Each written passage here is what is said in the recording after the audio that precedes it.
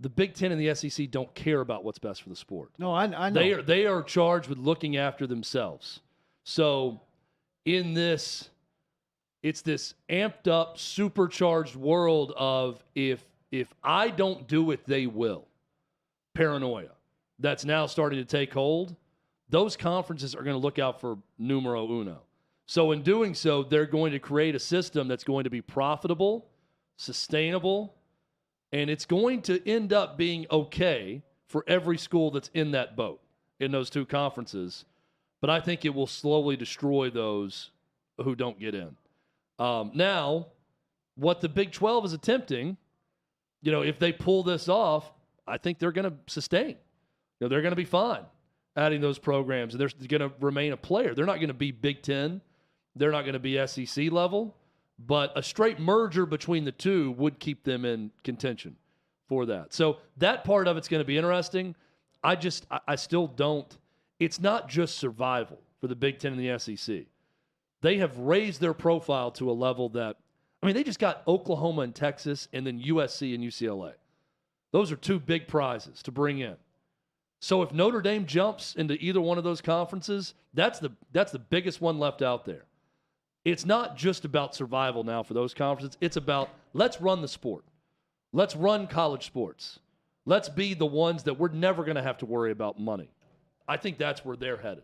It's not there are a lot of things I don't like about the structure of college football, but I think if you go all the way to the NFL, like we've talked about, AFC, NFC thing, you take away a lot of the things that are good about it and that make it different, and you might regret it after the fact. Not that they're targeting money first and foremost. I think it's a huge mistake for the fan out there to mimic the NFL if you're college football. Too much. But here's mimic it some. But Greg Sankey and Kevin Warren, you would be a fool not to mimic the NFL from a money standpoint.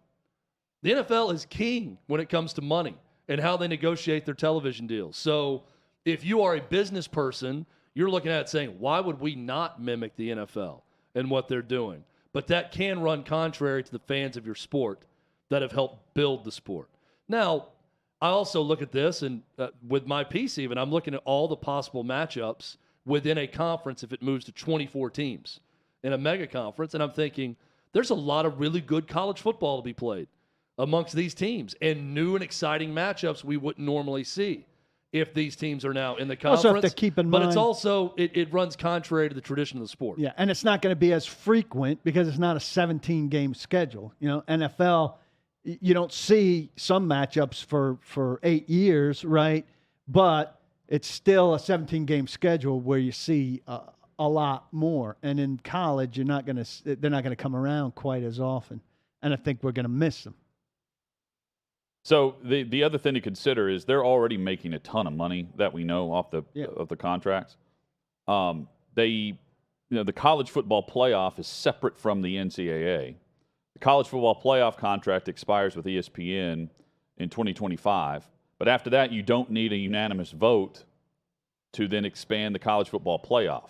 All of these television contracts are up then too. So if you think about why all of this is happening now and why the SEC, even though they're about to go into their ESPN deal, why the Big Ten is acquiring USC and UCLA, and why the Pac-12 and Big 12 need to move fast, and who knows what happens with the ACC, they're going to get the expansion that they want in the playoff system.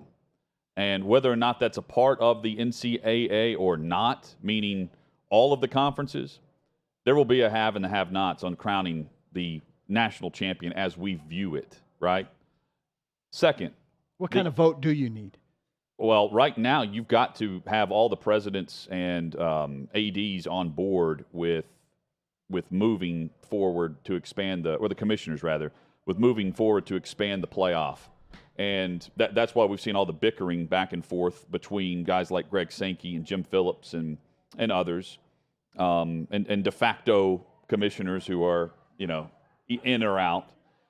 And Kevin Warren, too, is also looking at things and scoping things out, trying to figure out what's the SEC and ESPN trying to figure out long term that we're either going to be a part of or not be a part of, and how do we get our share, right? How does Notre Dame factor into that in 2025? Now, there would be, to me, some leverage in making sure that they're attached some way.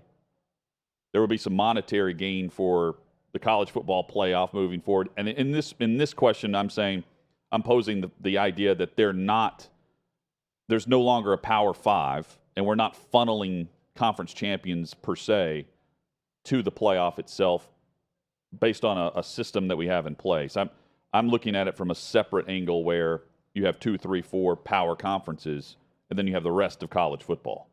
And it would be the 2, 3, 4 power conferences that are going to funnel teams through their own semifinals to the college football playoff. That's how I would structure it. And is Notre Dame a part of that or not? If they are, someone's going to benefit from it other than just Notre Dame. Someone being a conference. Yeah.